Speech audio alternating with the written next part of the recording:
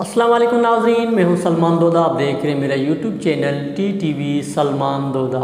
ناظرین، آج آپ کے لیے ایک اہم ویڈیو لے کر آپ کی خدمت میں حاضر ہوا ہوں۔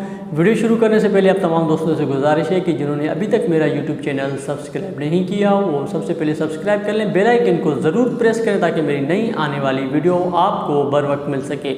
ناظرین، آج کی میں ویڈیو جو آپ کو بتانے جا رہا ہوں وہ بلوچستان کے حوالے سے ہے۔ بلوچستان جو پاکستان کا رقبے کے لحاظ سے سب سے بڑا صوبہ ہے اور آبادی کے لحاظ سے سب سے چھوٹا صوبہ ہے۔ میں آج کی ویڈیو میں آپ کو بتانے جا رہا ہوں کہ بلوچستان کو اللہ تعالیٰ نے کتنی نعمتوں سے نوازا ہے۔ کہتے ہیں کہ کسی بھی ملک یا کسی بھی خطے میں سب سے جو اس خطے کی کامیابی کی جو ضمانت ہوتی ہے وہ اس کے جو میل و وقوع ہوتا ہے یا اس کے جو قدرتی طور پر جو اللہ کی طرف سے اس علاقے کو جو نوازا جاتا ہے وہ اس علاقے کی کامیابی کی ضمانت ہوتا ہے۔ تو پچھلے دنوں میں ایک مرحوم طارق عزیز کا ایک بیان سن رہا تھا، کافی پرانا تھا، جس میں انہوں نے بتایا کہ اگر کسی ملک کے پاس 4 موسم ہوں تو وہ ملک دنیا میں سب سے زیادہ ترقی یافتہ ہو سکتا ہے۔ آج میں آپ کو بتانے جا رہا ہوں کہ پاکستان کے اس خطے بلوچستان میں اللہ تعالیٰ نے کن کن نعمتوں سے اس خطے کو نوازا ہے۔ تو ناظرین، بلوچستان کے اندر آپ کو جو ہے 4 موسم ملیں گے۔ بہار کا موسم ملے گا، خزاں کا موسم ملے گا، موسم سرما ملے گا، موسم گرما میں ملے گا۔ ایسی بلوچستان کے اندر آپ کو کلات، مستونگ اور کوئٹہ جیسے علاقے جو سردی میں سب سے زیادہ سرد، جن کا مائنس ٹمپریچر جا پہنچتا ہے۔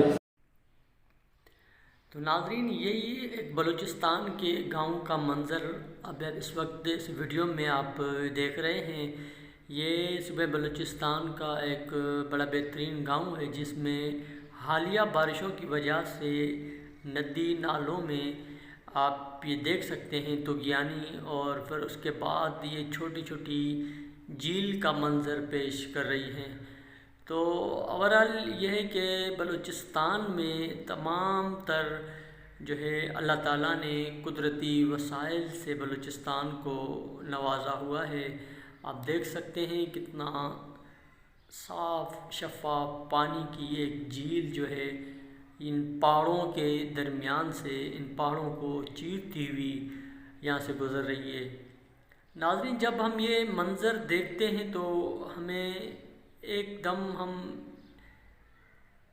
ایک ایسی چیز اپنے ذہن میں لا دیتے ہیں کہ کیا اسی بلوچستان میں ہم رہے ہیں جس بلوچستان کے بارے میں مختلف لوگوں کی مختلف آرائیں ہیں۔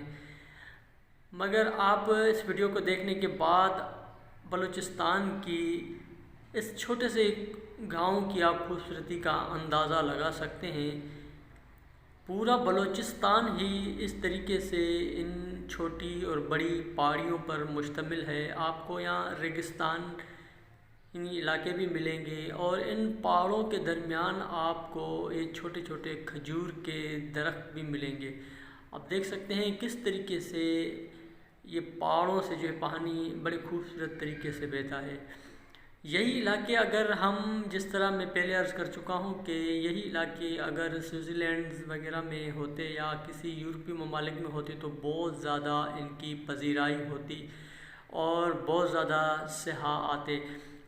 یہاں بھی اس چیز کی بڑی اہم ضرورت ہے کہ بلوچستان کے ان بڑے بہترین جو قدرتی طور پر اللہ تعالیٰ نے اس کی خوبصورتی اور اس علاقے کو ایک حسن سے نوازا ہوا ہے۔ یہاں پر اگر حکومت وقت جو ہے سیاحوں کے لیے ایک بہترین سسٹم بنائے تو یہاں سے اس علاقوں سے نہ صرف بلوچستان بلکہ پورے پاکستان کو بہت زیادہ اس سے فائدہ حاصل ہو سکتا ہے۔ پوری دنیا سے لوگ اس طرح کے جو قدرتی مناظر ہوتے ہیں ان کو دیکھنے کے لیے دور دور سے آتے ہیں۔